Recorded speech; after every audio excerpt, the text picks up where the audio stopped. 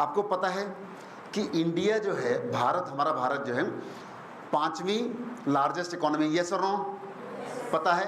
ये बहुत बार बात करते हैं ना, मोदी जी बहुत बात करते हैं कि हमने 11वीं से 10 साल में 11वीं से हम 5वीं अर्थव्यवस्था बन चुके हैं। यस, लेकिन अब देखो कि अगर हम पर कैपिटा इनकम देखें, पर कैपिटा इनकम आप तो समझते हैं? Okay, I tell you.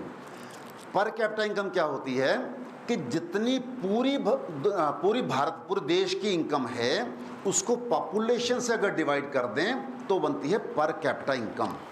जैसे आप 50 बच्चे बैठे हैं, हम पूछें कि आपकी फैमिली इनकम पर फैमिली इनकम क्या है या पर कैपिटा इनकम क्या है, तो आपकी मान लीजिए सबकी मिला के 5 लाख रुपए इनकम होगी, सबकी मिला के।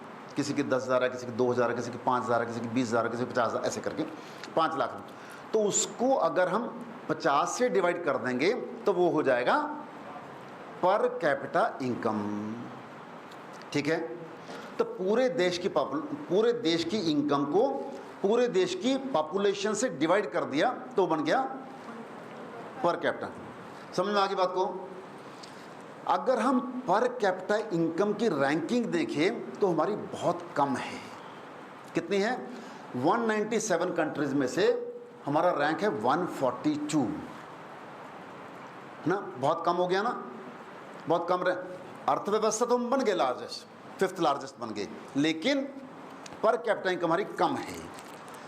तो आप देखो कि अगर आप रिच होंगे, आप ज़्यादा पैसे कमाएंगे तो आपका तो फ़ायदा होने वाला ही है।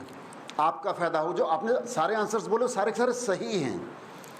आपका तो फ़ायदा होगा ही, आपके परिवार का भी फ़ायदा होगा, राइट? और देश का भी फ़ायदा होगा। ये जो पर कैपिटा इनकम है वो बढ़ जाएगी। यस और नो?